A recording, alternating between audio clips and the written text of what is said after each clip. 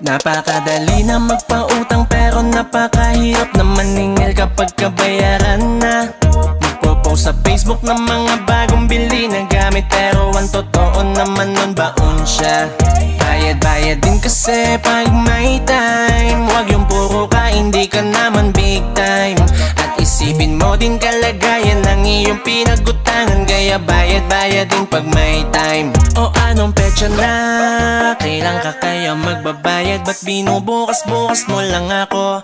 Ano ba talaga ang sabi mo noong 15? Gusto mo yata yung utang mo libre. Di naman pwede yon.